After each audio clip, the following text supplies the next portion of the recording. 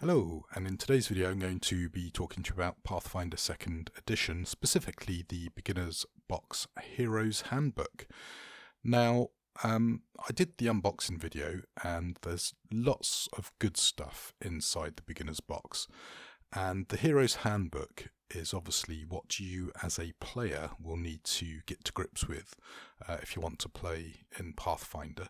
And what it does is it offers, I think it's 3 ancestries with 3 heritages with 4 classes and a cut down set of options, because I've got to confess a bit of a personal bias here. I've sort of steered away from Pathfinder because it's very heavily based on the DNA of 3rd edition, which was an edition of D&D I bounced off of because of, I guess, the rules for me encouraged behaviours in the player group I was with at the time that I didn't approve of, and Pathfinder sort of in some ways potentially doubles down on that, because there was a tweet recently from Paizo talking about how the rule book had, I think, 12,000 different options for you to configure your PC.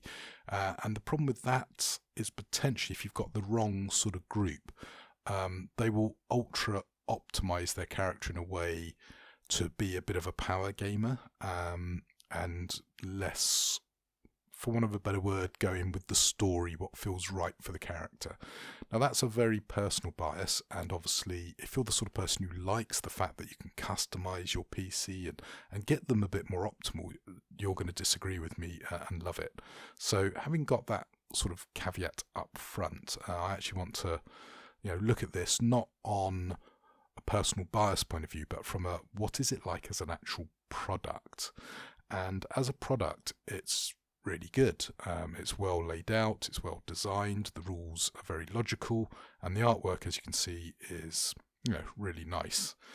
But that's something that I sort of carried with me into my reading of this book, and I'm trying to put that to one side because I think there's a lot of fun to be had with this set of rules.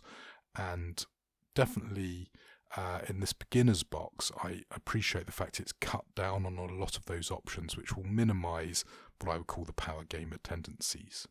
So anyway, when we open up the book, as you can see, we start off with a nice layout of where things are, including a table of contents, and that's going to really help you sort of get into the book. And the first thing we're going to encounter is a solo adventure, which is a fun little thing to help introduce you to the game, but let's skip past that. We're also not going to bother talking about the example of play. I found it okay rather than brilliant. And we then get here sort of an overall getting started summary that gives you a bit of a high level view of how the rules work. But then when it actually comes to creating your character, you start off with your ancestry, so human, elf and dwarf. And if we look at the dwarf, it says, you get this ability boost, this hit point, these powers. You then pick a specific heritage. As I say, there's 3 for each ancestry, and you get various things depending on which one you select. Having selected your heritage and ancestry, you also pick a background, and there's quite a few here. I do think, ironically here, they could have given you more options. Now, for example, if I wanted to be a cleric, if I want to be a bit of a power gamer, maybe I could pick a gambler, and that would give me +1 to my charisma. Now, what I would find interesting is how would you sell that to me as the GM to make it an interesting aspect of your backstory, your character. If all you're doing is going, well, I just want +1 for charisma, that's where I get a bit uncomfortable. But your tolerance to that level might be very different. So talking about a cleric, here is the cleric, and I really like what they've done here.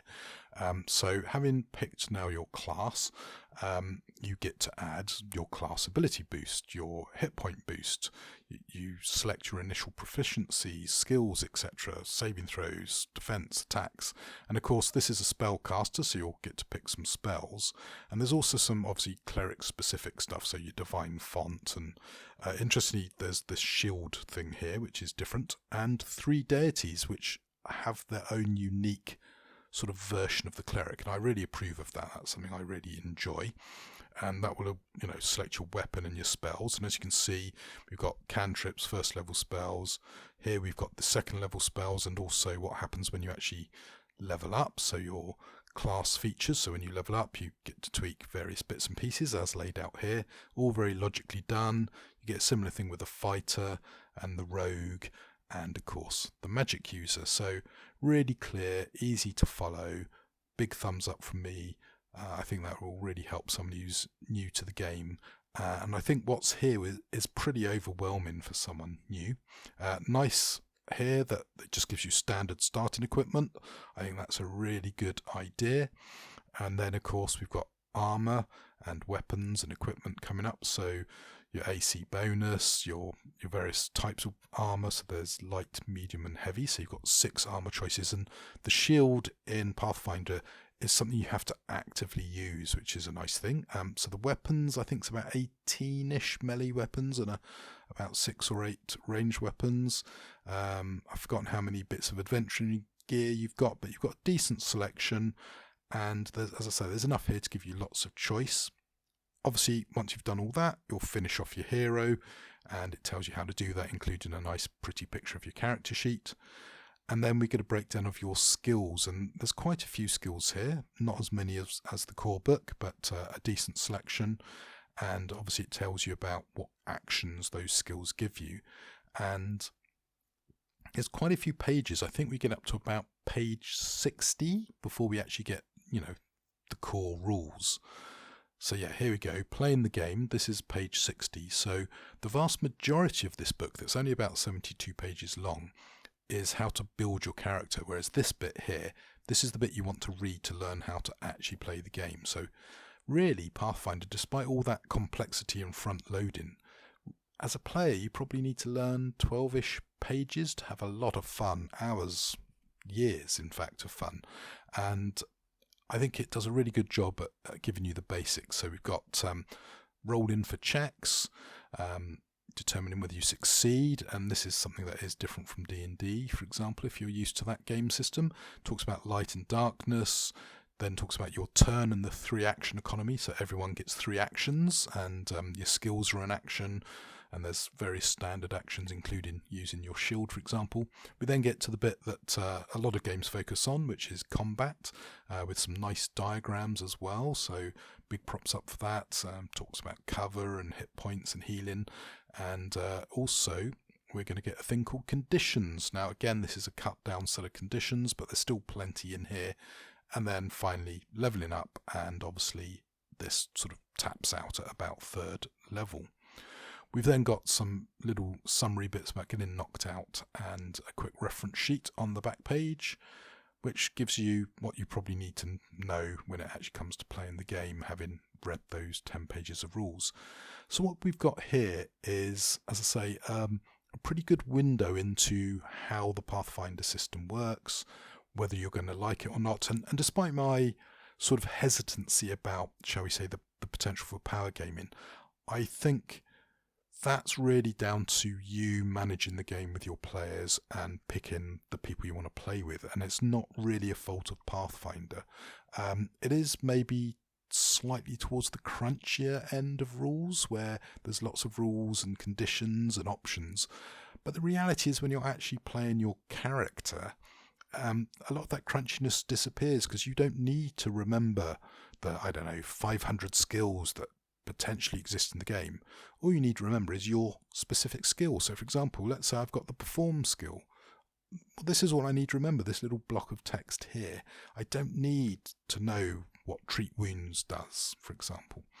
And so from a player point of view, I think Pathfinder is going to be a very enjoyable place where you're given a lot of agency to decide how your character develops, what particular skills you want. And so I can really see the appeal, and it's beautifully laid out and explained in this beginner's box to a degree that, as I say, as a player, it's going to be great. I think maybe as a GM, that's where you could run into problems, because obviously this is a cut down set of rules, so I think it's probably okay.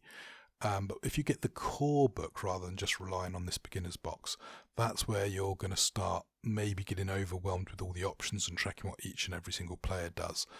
But yeah, I don't think it's a massive problem. So I have been going on about it a bit, but put that to one side.